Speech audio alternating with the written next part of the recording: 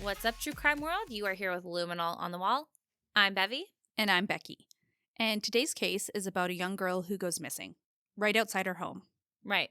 I mean, we all grow up hearing, don't talk to strangers. But what happens when the danger isn't a stranger at all? How do you prepare your child for that? Wow, that's a really good question because I honestly have no idea. Yeah, it's like, hey, that person that we all trust or, that place that we all go to regularly or whatever, right? That familiar place. Yeah, that could end up hurting you one day. Like, be wary of the place you're most comfortable. Like, what the hell? That's right. I guess that's why I've seen online where people suggest teaching their children about funny behavior.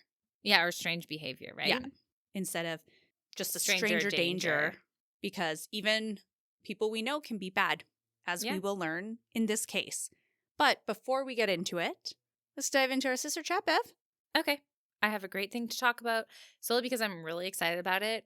I am notoriously terrible for organizing my time. Yeah. Like, my time management sucks ass. And I maybe we can go back to last week when we talked about potentially having ADHD. I don't know. But, like, it's tough for me. So I was like, Yeah. what can I do to, like, figure my shit out? Like, all the stuff I have to do lives up in my brain, but to, like, actually be productive enough to get it all done in, like, a timely manner, really hard for me. So, and, like, I forget it half the time. I'm like, fuck, what was I supposed to do? So anyways, I got a weekly planner on, like, an app for it. Woo. And it's super easy to use. Like, you can just, it's basically like a notepad. You just enter shit in, and it has, like, the days of the week, and you can just enter your shit in. What to do today. Like, Yeah, no, that's pretty awesome. So I'm just, like, happy that I have this. Do you feel more organized? Well, today I did. We'll see if it, like, lasts, but for sure today. Yeah. I had my to-dos, and I did them all. Actually, what is interesting about this is, as Bev said, she's terrible with her time management, which is, like, notoriously true. She'll be like, I'll be there at 1:30, and it's like 2:15. She's like, I'm on my way. I'm sorry. Yeah. And you're like, all right, plans have changed. Today, she says, Becky, I'm going to be at your house at what, like 1:20? Yeah. And I said, okay. And I kid you not, it was like 1:24. I get a call and it's, Becky, help me bring shit inside. And Yeah. I was like, oh my God. And I had arrived earlier. I was just on the phone with Kanibi to get my car fixed because I'm having issues with it again. Oh, yeah. So I was outside your house even earlier. Wow. See? Totally proves a planner helps with time management. Yeah. So anyways, I'm happy about it. I feel stoked. Yeah. Good job, Bevy. Thanks. So proud of you. Oh, God. Stop being so corny. I can't handle it. All I did was download a freaking planner. Jeez. But sticking to it is the hard part. Just because you download it doesn't mean shit. If you don't use it, whoop-de-doo. Yeah. But you used it. You put your plan in action. Yeah, we'll see how it lasts. We'll keep you posted. Yeah. All right. Well, with that great news, why don't we change subjects and get into the case? Okay, let's do it. All right. So today's case takes us to Tracy, California, where a young girl named Sandra Cantu was born and raised. She was born on March 8th, 2001, to parents Maria and Daniel. Maria and Daniel ended their relationship when Sandra was still pretty young, and Maria had custody of her. But Sandra still regularly saw her father. Sandra lived in Orchard Estate Mobile Home Park with her mom, 3 older siblings, and her maternal grandparents. In 2008, Daniel moved out of town, and his visitation with Sandra became less frequent, as you can imagine, but they still spoke over the phone fairly frequently. Now, living in Orchard Estate was like a community. There were about 100 homes and lots of children to play with. And Sandra was well known around the park because her bright smile and the fact that she waved to everyone and would say hi. So she was obviously very friendly. Sandra herself was a big ball of energy. She was always on the go, and the only time she wasn't was when she was watching her favorite show, Hannah Montana. She wanted to be just like her when she grew up. She loved singing and dancing, but mostly to Hannah Montana's music, of course. Classic. Mm-hmm. I mean, in 2001, who didn't like Hannah Montana? I was a little old for it myself at the time, but, like, all the young ones, like the kids that were, like, maybe like a couple years earlier, oh my God. Yeah. I think we were a little beyond that era, but it was popular. Oh yeah, it was like a little child cult following, let's be real. Yeah. But I can see the appeal.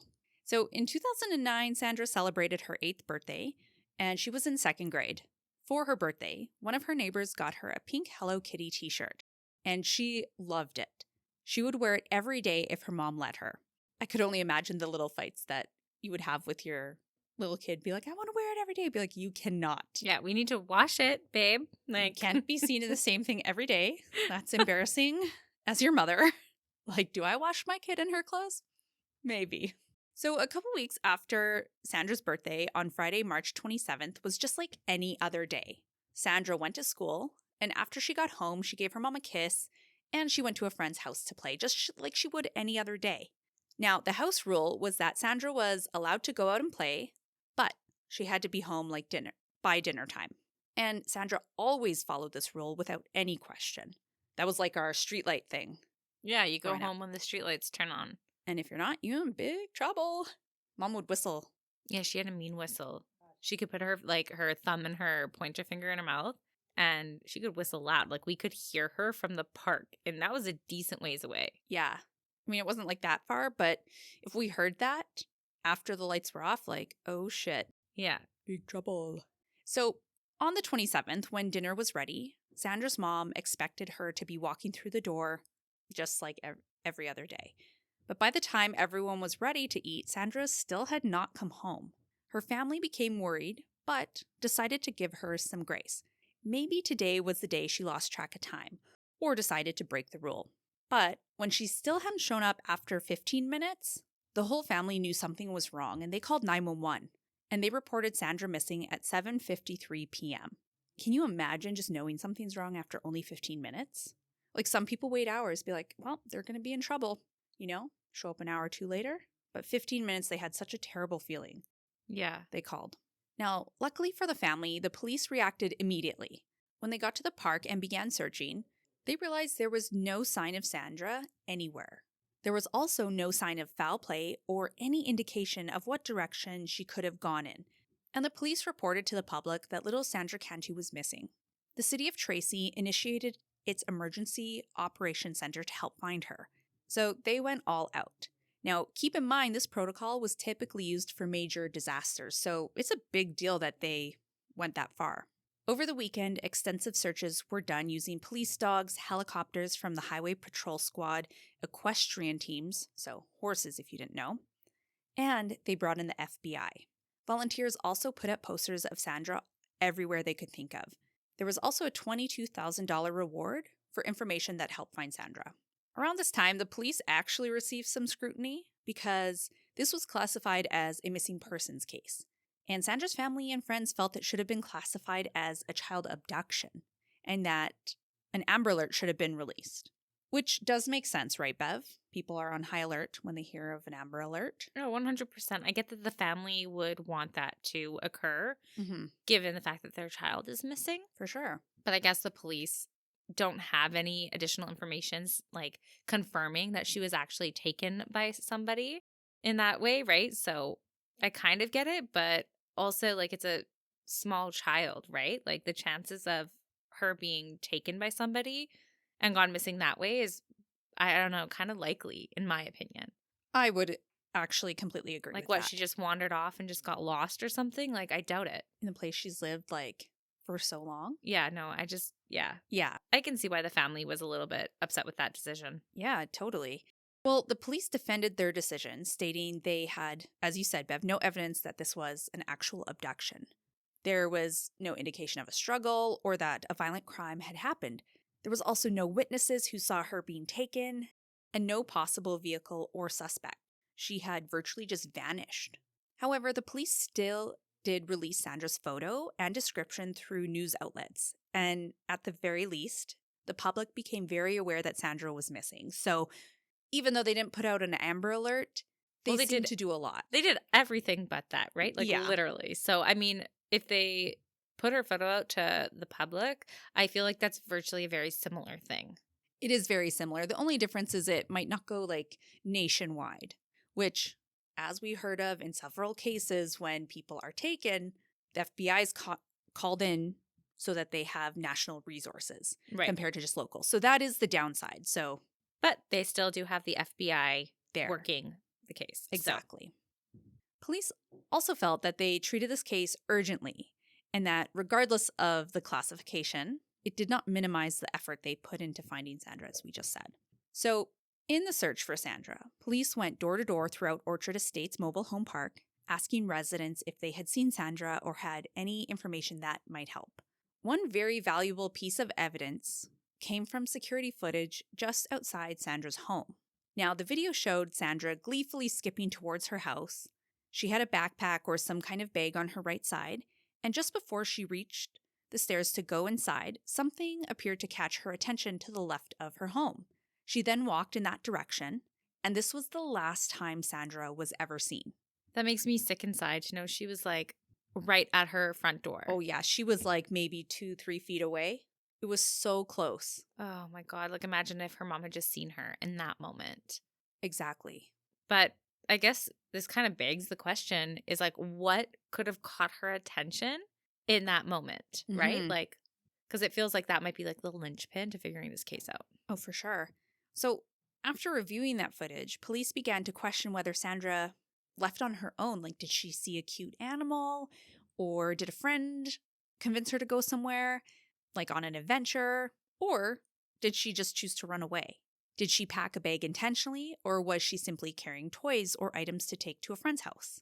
Now, the problem with these thoughts is that the police never outright stated that Sandra had run away, like in any interviews or anything on the news, but they left room for the public to consider that was a possibility. Right. So maybe some people are like, didn't take it as seriously. Exactly. Hmm. Eventually, they did release this footage from the security camera to the public, but it wasn't done immediately. So there was more scrutiny with the police and the family and with high emotions, right? Right. Well, one thing I will say about that is sure, could be a possibility that she left on her own accord or whatever, right? But it does seem weird that she's like happily skipping to her home. Mm-hmm. Like she's in that direction. She's almost there. You know what I mean? Mm-hmm. Like if she was planning on running away, packed a bag intentionally, like why would she even attempt to go to her front door? That doesn't make sense to me. 100%. It does not make sense. So I feel like if I was a police officer or FBI agent at that point, I'd be like, I think someone got her attention. Oh, yeah. And someone did something to her. Yeah. So as we've already kind of mentioned before, an extensive search was performed on the mobile home park, and they found nothing. No clues, no sign of Sandra or where she had maybe gone. The FBI decided, let's make a profile of who could have taken her, and let's see if that narrows down our search. So they developed a behavior profile for the case, suggesting Sandra had possibly been taken, and the suspect was likely a white male between the ages of 25 and 40 with a criminal history involving sexual assault or child pornography. So I feel like now the police are kind of going in a direction and looking for a specific male of that demographic, right? Sure. So it's a clue at the very least. Like it's like a starting point. A starting point. Exactly. Now, even with that profile, the police still had very little to go on. And so they asked the family if there was anyone who stood out to them or who could possibly be a suspect. Then the family remembered an incident from 2 years earlier. At the time, Sandra was only 6 and had been swimming at the Orchard Estates pool when a witness reported seeing a man described as being in his 40s or 50s kissing Sandra on the lips. This man was not a stranger. He lived behind Sandra and her family. So police were like, oh, that pretty much sounds like our suspect here. Well, no kidding, because what stranger's going to kiss your kid on the lips? A 6-year-old girl, like a man? Holy fuck. If someone did that to, like, if I had a baby girl, and, like, if I didn't know them, like, even it's still, like, you're not the dad? You know? You don't be kissing my 6-year-old on the lips. That's fucking twisted. Yeah, it's very twisted. You know, unless Sandra was, like, giving him a hug, and she's the one who initiated, and he didn't have time to, like, dodge the kiss. You know, I could see that. But yeah, like an awkward encounter and be like, oh my God, I can't believe it just happened. Yeah, but I can see why the police are like, oh, gonna check that one out. Okay, you know what, Bev? I actually have a weird story about an accidental kiss. All right. Okay, so as you know, I'm a personal trainer. Yes. Before COVID, I was working at a gym. While I was there, I was training this older gentleman and, maybe had a drinking problem, but super nice guy, right? And I think it was close to the holidays. I can't remember exactly why, but I gave him a hug. Been like, thank you. A great year. Good job on your consistency. And he literally kissed me like right on the side of my lips. Like not on my lips, but right on the side like he was going. And I was like, ah! And that's where it planted. And I was like, holy fuck. Like, didn't see it coming. It just happened. Why did he kiss you? Bev? I don't know. I gave an awkward laugh and I was like, okay, bye. It was the end of our session and I just walked away. Did you ever see him again? Oh, yeah. I trained him up until COVID. Maybe he just like, I don't know. Was he like super old? Like way older than you? He was retired. He was like okay. in his 60s. That'd be like dad giving like a 30-year-old just like a little smoochy smooch on the side of the lips. That's so weird. It was weird. It hadn't happened leading up to that. Or after, I'm assuming. Or after. I think he got the picture. That's not right. Oh my God, Becky. And I felt really awkward about it. And I have to say, like I said, he got the picture and we never spoke of it. Of course. That's weird. Yeah. Like the next time I trained him, it was like clearly so awkward. And I was like, I think he meant to do that. Oh my God, that for was sure. The vibe. Like he probably got the wrong impression when you gave him a hug. Did you stop hugging your clients after that? You were like, no way. Yeah. But it was like, I think it was like leading up to Christmas. Like it was a legitimate reason when like people who normally wouldn't hug you do. Oh, like happy holidays, totally Merry Christmas. 100%. Oh, fuck. And a kiss. And a kiss. I didn't even get a gift card out of the fucking deal. Like, goddamn. You know? So PSA to like clients of personal trainers, don't kiss, get gift cards. Get gift cards. For the much holidays. More appreciated. Okay? Even a $5 gift card to Tim's or anywhere would be better. It was just not fun. So that's wild. Although I can't excuse this older gentleman in regards to the 6-year-old, Sandra, but it does happen. All right. Well, let us know if that's ever happened to you, because I would. You never told me that. Well, I think I was just so shocked and like, I never want to remember this. Yeah. Does anyone have a story who's listening of a weird kiss that occurred that you did not want or intended? Let us know. Hit us up. Hit us up. Surely if it's happened to me, it's happened to several people. Yeah. It's got to have, right? Yeah. Totally didn't see it coming. So, damn.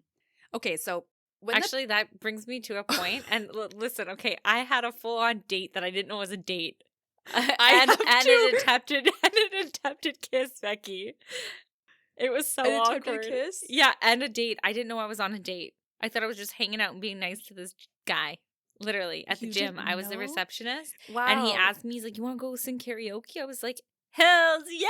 I love karaoke. I love karaoke. I'm young Bevy. And we went and we sang karaoke. We did the thing. And they dropped me off at my house. He went for a kiss. And I was like, whoa, no. And then it was so awkward after that as well. I think he stopped coming to the gym. And it was kind of unfortunate because he was a little bit of a bigger fellow. And it was good for him to be at the gym because I think he was working on a specific goal at the time. And he did stop coming because he was probably so embarrassed. Oh, no. But I didn't know I was on a date. And everyone's like, how did you not know you were on a date? And I was like, I didn't know he liked me. Like, I had no indication. I'm friendly with everyone. I just thought we were hanging out as friends. You know, I feel like we are just too similar that way. Because we're nice people and we think people do want to be our friends. Like, but sometimes they want to. Yeah, now we're skeptical of everyone. Did you look into my eyes right now? No, we're not dating. Okay, fuck off. That's what we're like. Okay. And I'm laughing specifically about this, Bev, because I too have gone on a date without knowing it was a date. The worst part is, I shouldn't say worst part because it's totally possible. It was with another woman. Oh, nice. And there's no problem with that, but I'm not gay. No, you're not. I'm not. No. And I didn't realize until I realized. Oh my God. Is that like, I feel like you give off like unknowingly, like give off lesbian vibes. What? I think so. Cause I feel like. Do I? Yeah, maybe a little. I've had this happen a couple times. Several times. This is why I say it. Cause I don't know for sure, but like it's happened to you a couple times. So I'm like, maybe you give off some vibe. Yeah. Maybe it's just like how sweet you are and nice, and people just think you're flirting. I don't know. Yeah, I do like to joke around with people, you know? Anyways, That's so funny that that's happened to us both. yeah, I went to Heritage Park. I personally, like, would never consider that, like, a date. Did you ride the Ferris wheel? No. Did you ride on the boat ride? No. Did you ride the train? We rode nothing. Did you go on the wagon? No. All right. Well, I can see But why. she like, let me nothing go datey. in every place I wanted. I was all like, oh, here's the door. After you. Oh, being super courteous. Yeah, and then she's like, do you want to get, like, a bite to eat after? And I was like, I had kind of clued in by that point. I was like, I have got to get home and brush my cat. Oh, God. I didn't actually say that, but that was the vibe. Yeah, you know, you're like, I anything but this. I gotta get to because- vacuuming. Yeah. My carpet just needs so much vacuuming. Yeah. My nails need painting. My couch needs sitting. My apartment windows are just so dirty. I'm gonna have to scale the wall and clean them. Sorry, just busy. Just busy. Just busy. But yeah, super awkward when you realize you're on a date and you've had no idea. It's awkward. Awkward. Anyways. So on the plus side, in the future, our children will be able to be like, if you are asking someone out and it's a date, make sure they know it's a date. Yeah. Or have zero expectations. Don't say just, do you want to go do this? You say, do you want to go on a date with me? Exactly. To do this. Yeah. Yeah. 100%. Yeah, I agree. All right. So back to the case. When the police go and speak with this man who had kissed Sandra, he claimed it was a whole misunderstanding and he was just trying to be nice and friendly. Regardless of the man's explanation, the police took the situation very seriously. They searched his home, collected his DNA as precaution, but he was ultimately cleared as a suspect. Along with investigating this man, on March 31st, police also searched several homes and vehicles throughout the mobile home park. And I think they were just clearing potential suspects. Couldn't find any details on these people other than they just searched other homes. They literally had no other option. They have nothing else to go on. Obviously, if the man who accidentally or whatever kissed Sandra is cleared, then what else do they have than the people that live around? You know, they have to look for clues or anything. They have to. Yeah, they're kind of just like pulling at strings here and hoping something comes of it. Pulling at strings. Is that not the phrase? That's not the phrase. What is it? Isn't it pulling at straws? Oh, shit. Sorry. Pulling at straws, strings? Pulling at strings. There's pulling at strings here. So eventually, Sandra's father came into town to help search for his daughter. Remember, he lived out of town, so it took him a little while to get there. Now, initially, there was suspicion around Daniel, but police spoke with him and confirmed that he was out of town at the time Sandra went missing and could not have taken her. On top of that, he didn't have that type of relationship with Maria. You know, like he got to see Sandra when he wanted and fairly frequently, you know, so he didn't have much incentive to have taken Sandra anyways. Yeah, he had a pretty good relationship with her. Exactly. So let's jump forward to April 6th. Around 10 a.m., a tip came in from a local farmer. He reported that a suspicious item had been found in one of his irrigation ponds while it was being drained. The pond was located on a dairy farm in Tracy at Becky and Whitehall Road. The farmer said he had called it in because he was very aware that Sandra Cantu had been missing and this seemed suspicious. I think it's good that he ended up calling it in. It kind of shows that what the police did ended up working. Exactly, right? Yeah. So when the police arrived at the farm, they discovered a large black Eddie Bauer rolling suitcase inside the pond. And inside the suitcase was a body wearing the same clothes Sandra had last been seen in, including her favorite Hello Kitty shirt. Oh. Police obtained Sandra's dental records and later confirmed that the remains were those of 8-year-old Sandra Cantu. Now, just like in most cases, an autopsy was performed, and it revealed that Sandra had suffered significant injuries. Her death was ruled a homicide caused by asphyxiation. She also had a cut on her lower lip, abrasions on her left elbow, and it was clear that Sandra had been sexually assaulted with what they determined as just an object, and she had injuries to her genitals from that. Toxicology results showed there was a presence of alprazolam, commonly known as Xanax, in her system. This was really concerning because Sandra had never been prescribed the medication. Investigators believe this indicated she had been drugged prior to her death. Now, Xanax often, Bev, is like a downer. It's like a suppressant. So it often, if someone takes too much, makes someone very lethargic, possibly unconscious. Right. And given the fact that she was sexually assaulted, maybe she was like drugged Yeah, to calm her down so that she could be raped, which is so sad. for sure. What stands out to me in all of this is just that she was basically raped with an object, which I feel isn't very common. Like, if it is, it's usually like there's other methods before this happens, right? Like, this was the main way that she was sexually assaulted. Exactly. It's just kind of odd. Yeah. I don't know. I mean, I don't remember all the details of every single one of the cases that we've done, Bev, but I don't know if we've actually done another case where this is the only form of sexual assault. No, we definitely haven't. That's why it kind of stands out to me, Yeah. right? Like, it's just weird. It is weird. So that same night, a candlelight vigil was held for Sandra. The whole community is just sad and mourning this loss, and a large number of people gathered to support the family. Besides the vigil, Sandra's mother, Maria, and the rest of her family really needed privacy away from reporters and the public. So they remained inside their home together, and they really didn't make too many appearances.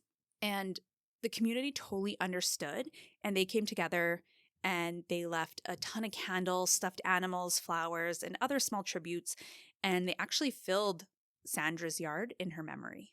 So I think that was really nice just for a community to come behind them and be like, we support you. However you need to grieve, do it. Yeah, You know? I agree with that, actually. Now, the following day, Clover Road Baptist Church, located near Orchard Estate Mobile Home Park, was searched. The parking lot was filled with police and FBI cars and was cordoned off with police tape, just like a crime scene. And there were bags of evidence that had been brought out. Now, this spread quickly through the community, and people began to believe that the church's pastor, Lane Lawless, was under suspicion. I mean, it wouldn't be the first time that, like, a pastor, Did something bad to a child? right? Nope, you're right. So I get why he was suspicious in this circumstance. For sure. And he's also like the face of the church, Right. right? Yeah. So Lane and his wife Connie were brought in for questioning for hours, and their mobile home at Orchard Estate was also searched. Lane Lawless and his wife denied having anything to do with Sandra's case. And despite the suspicion, people had a really hard time believing that Lane could do something like this. Him and his wife were known in the community as amazing and kind people, and they just couldn't connect that with this crime.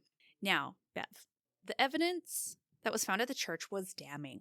FBI agents searched the church and collected a rolling pin from the kitchen, which reportedly had a bloody smudge on it.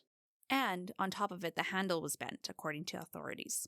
The rolling pin tested positive for Sandra Cantu's DNA and was believed to have been the object used in the sexual assault. What added to the suspicion to Lane was that years prior, a rumor had surfaced in the news that Pastor Lane had once been questioned regarding allegations of child abuse. And unfortunately, this led people to wonder if he could have hurt Sandra. The media received this tip from a fairly reputable source. However, the abuse claims appeared to be completely unfounded and could never be verified. Ultimately, Lane and Connie were determined to have nothing to do with the original abuse allegations or the death of Sandra. So, I mean, obviously the sexually, like when she was sexually abused, the item was found in the church. So you have Yes. to think like this must be like a church going member. Right? Probably someone who works there who knows where items are. Yeah, like it'd have to be, right? Yeah. So I can see why people would be like, is it him? Oh, I totally understand why they would think that. But considering it's not him and he's been cleared, like, What the hell? a church member. Well, Bev, days later, on April 9th, an arrest was made. And it literally came as a shock to everyone. The person arrested was a 28-year-old woman named Melissa Huckabee. Now, this was a name that had not come up publicly until this point. So, let's talk about who Melissa was and how this arrest came to be. So, Melissa Huckabee grew up in Orange County. She was an average girl who came from a good but large family. After graduating from high school, Melissa accidentally got pregnant, and she married the baby's father in 2003 when she was only 5 months pregnant. His name was John Huckabee. The couple welcomed their first child, but the relationship did not last long, and by 2005, they were already divorced. In the divorce papers, Melissa cited child abduction, domestic violence, and alcohol abuse as the reasons for the separation. But John insisted these claims were just not true. After the divorce, Melissa struggled to keep a job and was eventually caught stealing. She was charged with petty theft and went to court for this. During the proceedings, Melissa's mental state was questioned, and the judge actually postponed the case and ordered that Melissa be evaluated by a doctor. She was ultimately found competent to stand trial and pleaded no contest, and she was sentenced to 3 years of probation. According to Wikipedia, Melissa had a history of mental health issues, including borderline personality disorder, bipolar disorder, and schizophrenia. Now, I have to say though, Bev, within my research, although those seem like really big disorders that could affect someone's life pretty greatly, I actually didn't hear this pop into the case really at all, other than a quick little tidbit on Wikipedia. So I have to say that is the only place I found that these diagnoses. So I don't know how true they are. Right.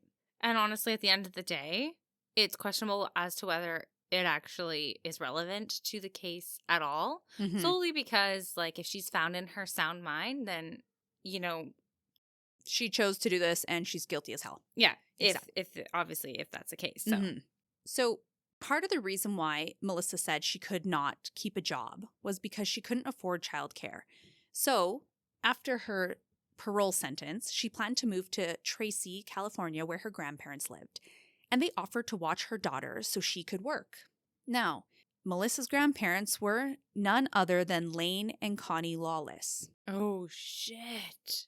Who, as we know, lived in Orchard Estates Mobile Home Park, and Lane was the pastor of the church.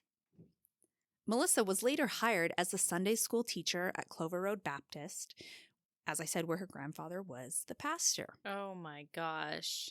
Now, this new move, new job was a new beginning for Melissa and her daughter. And I'm sure at the time, new had a different meaning than what it does at this moment in time. Now, Lane, Connie, and Melissa lived down the street from Sandra and her family. Sandra and Melissa's daughter were also friends. So you can imagine this community was stunned by Melissa's arrest. People could not believe she had committed these acts against Sandra, especially considering the FBI profile of the suspect. No one could have imagined a woman was capable of these things, let alone a mother. Now, when it first came out that Melissa was arrested, police received call after call from people insisting they had this all wrong. That's how much people could not fathom a mother could do this to a child.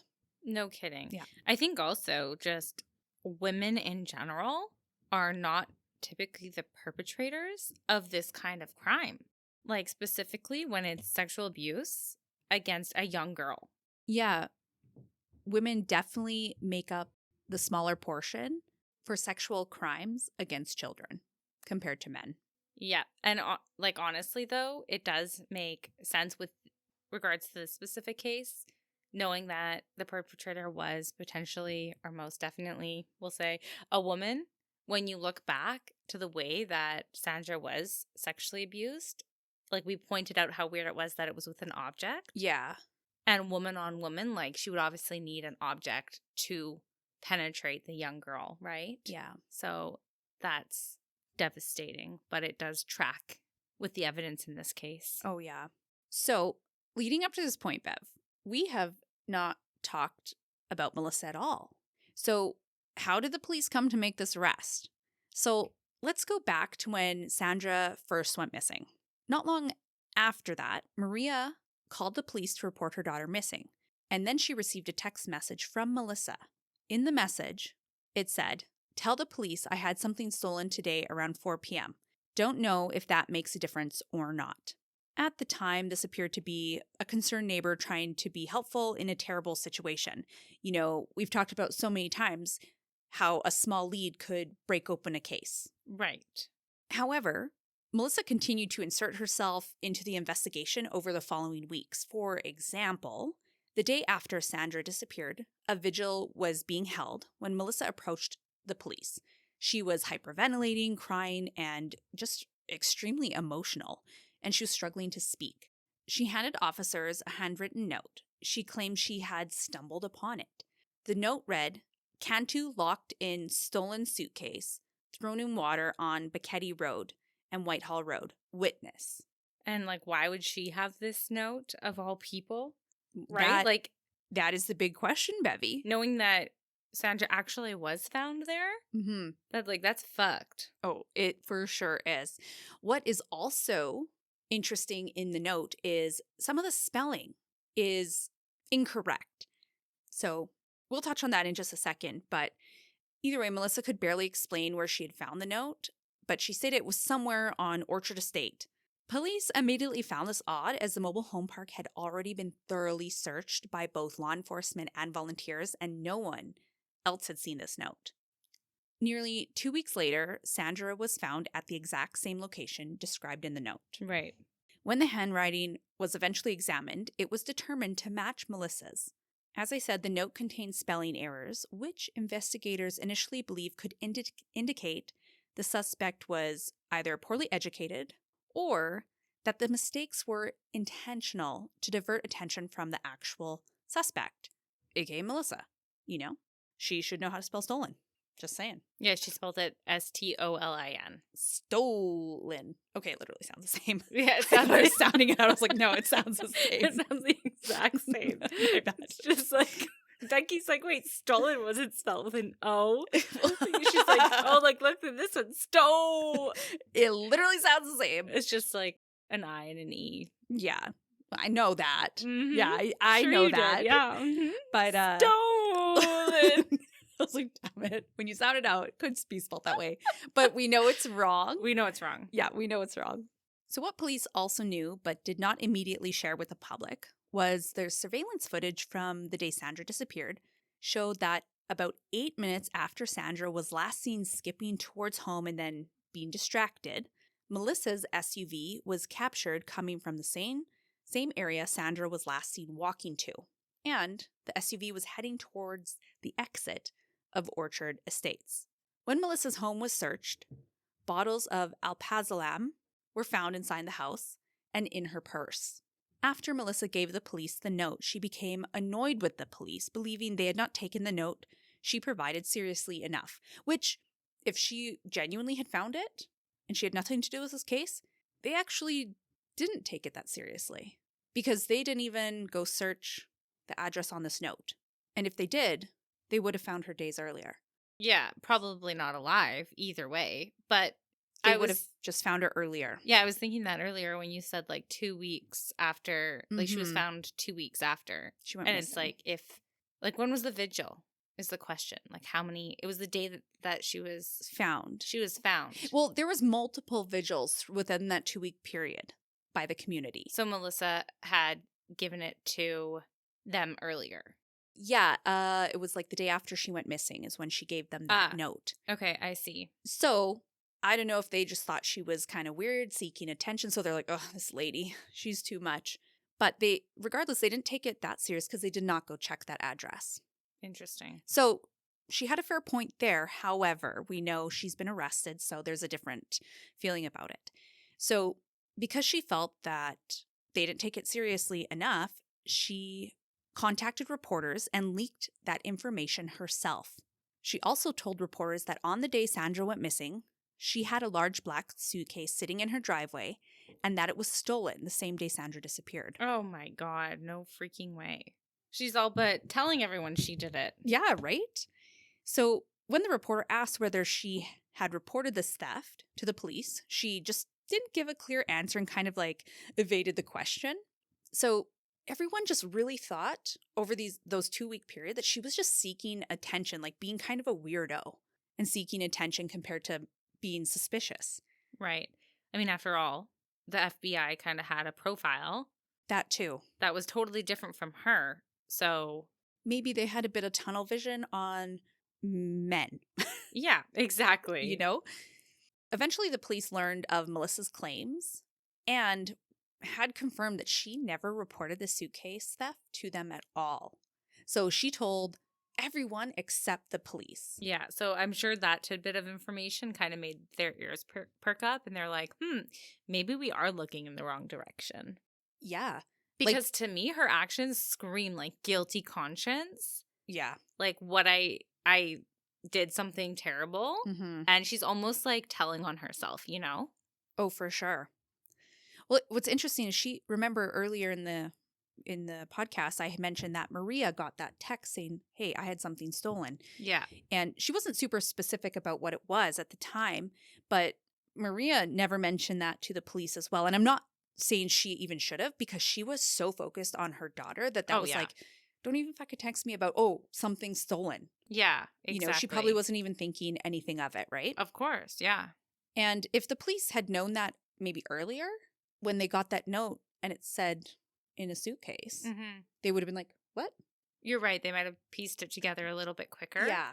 So when Sandra was ultimately found inside this black suitcase, it matched the one Melissa described as being stolen.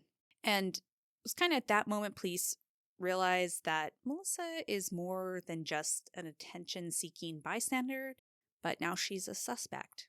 By this point, many aspects of the case seem to center around her, and that looks pretty bad, you know? So on April 10th, the church was searched a second time, and Melissa was brought into the police station for questioning. During the interrogation, she denied any involvement at first, but she began to crack as questioning continued. She told the detectives that Sandra died during a harmless game of hide-and-seek with her daughter. Melissa claimed she instructed Sandra to hide inside the suitcase, and she zipped it closed. She believed it was a good hiding spot. She said then she forgot Sandra was inside and later realized she could not breathe and had died. Oh my God. Melissa then said she panicked and dumped Sandra's body in the overflow pond. Oh my God. You know, crazy. Crazy. Because, you know, obviously the police know, and we know, that Sandra was sexually assaulted. Yep. Like, they have the item you used to sexually assault this woman. She had drugs in her system. So, like, even this little bit of admission, like, they know it's one completely false. Right. But now they truly know that she knows more than she ever let on, and that she is probably guilty of this heinous crime. Well, exactly. Like, how can you admit to someone's death and claim it as an accident, but then not have done all that other stuff? It just doesn't make sense. Exactly. So, while Melissa was admitting to causing Sandra's death, as we know, investigators just believed that she was just omitting some very critical details, as we just said. That same day, Melissa was arrested for the murder of Sandra Cantu. She appeared shocked and began crying, insisting she had not done anything wrong. It was just an accident. Police also learned that on the day Sandra went missing, Melissa checked herself into a nearby hospital. She claimed she had accidentally swallowed a razor blade while sleepwalking. Investigators questioned whether this was truly an accident or a suicide attempt from a guilty conscience. On top of that, while in the hospital, Melissa texted her grandmother, Connie, about Sandra's case, saying she hoped Sandra had not been sexually assaulted. Oh my God. I mean, considering at that moment she was just missing. She wasn't dead. They don't know if she was taken by someone. To say that? I mean, that is the hope. And around, like, as a general speaking, yes, we don't want the children to be sexually assaulted.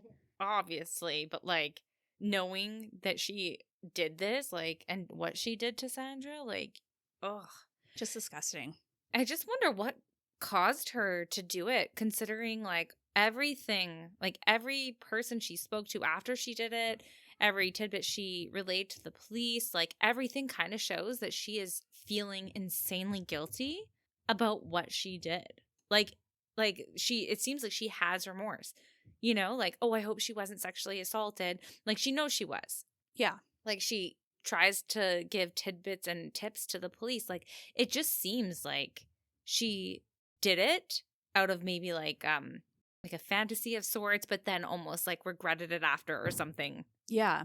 Like, I haven't seen this type of like conflict going on amongst like a suspect in like any of the cases that we've done. I haven't seen this type of like back and forth. Like, oh, like, it seems like Yeah. she's tormented by her own choice. Exactly. It's weird. It is weird, isn't it? So, as the investigation continued, police pieced together a timeline. They believed Sandra was coerced over by Melissa to her residence around 3:54 p.m. And they're unsure if it was Melissa or maybe she used her daughter to like, hey, come on over, friend. Yeah. They just don't know. But either way, she was coerced over. When Melissa's SUV was seen leaving Orchard Estate at 4:02 p.m., only 8 minutes later, investigators believe Sandra was still alive.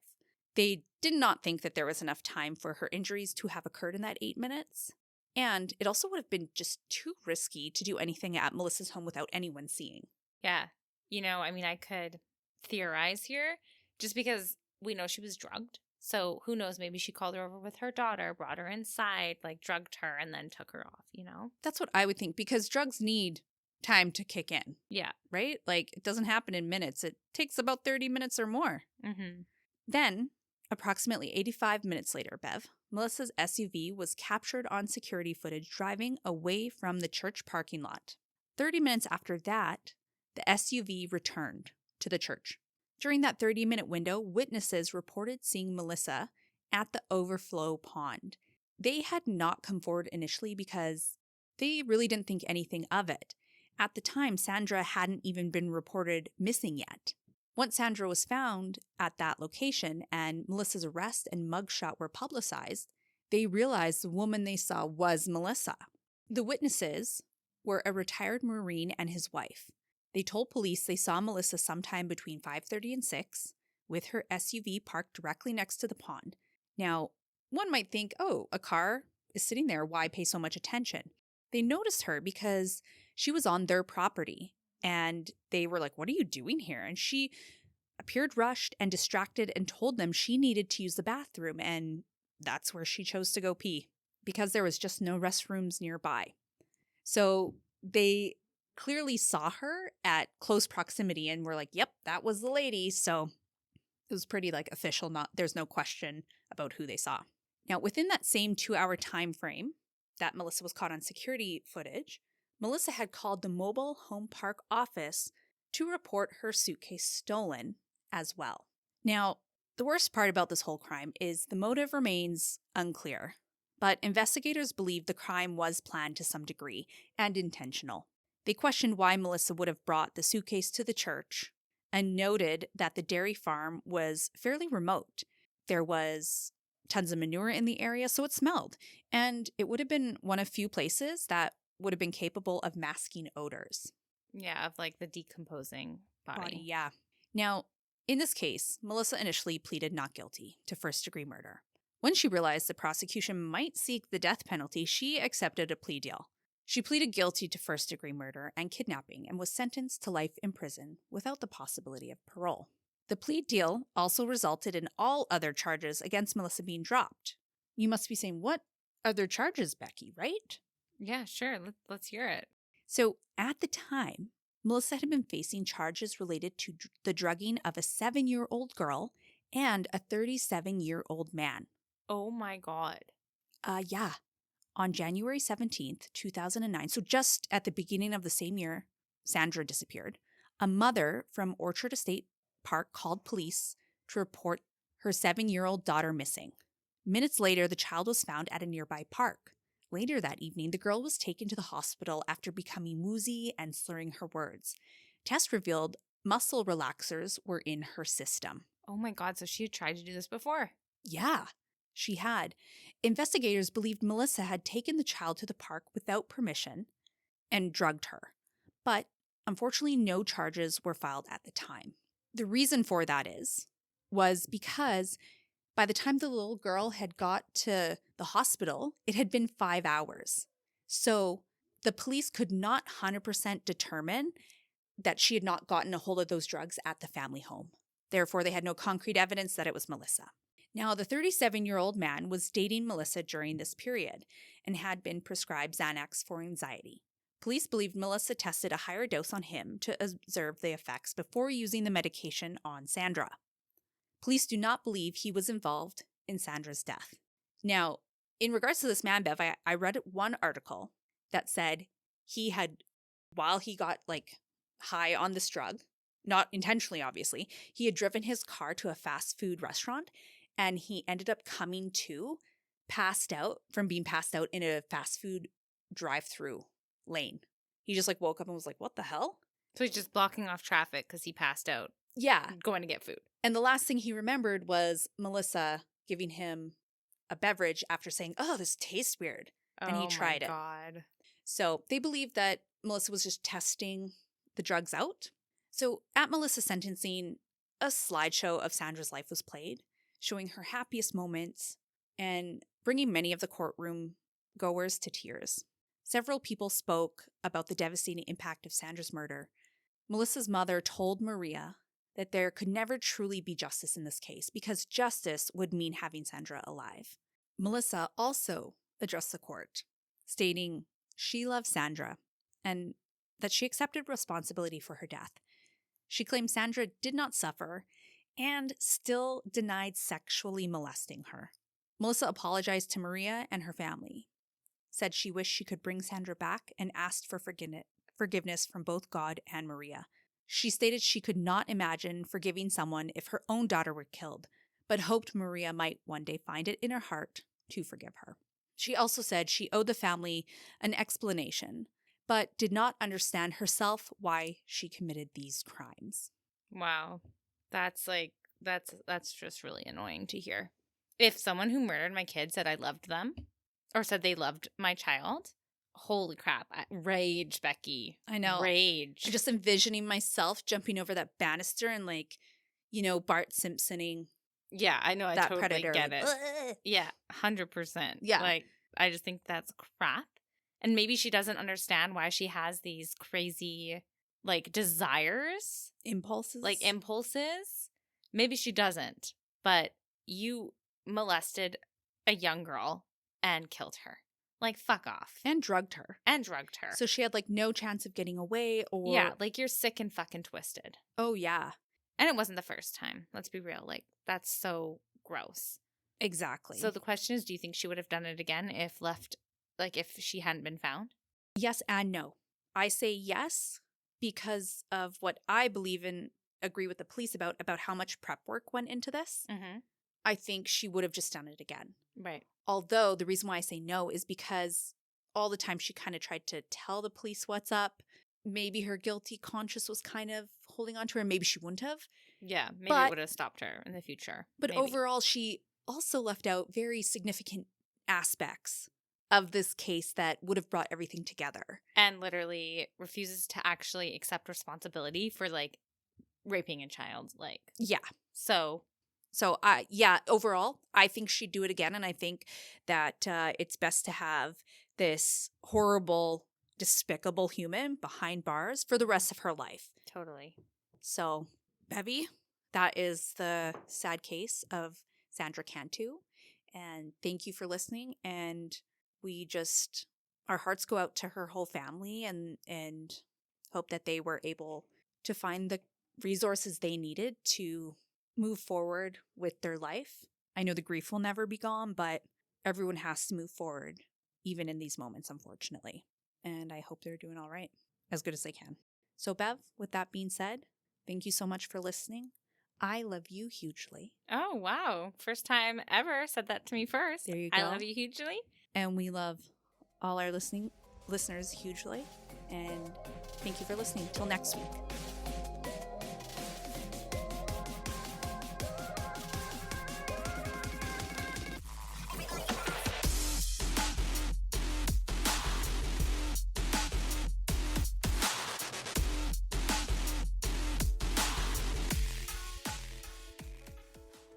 And just your weekly reminder to download our weekly episodes, follow us on Spotify or Apple Music or whatever streaming platform you listen to us on, and give us a follow on our social medias. You can find us at Luminol on the Wall. Can't wait till next week.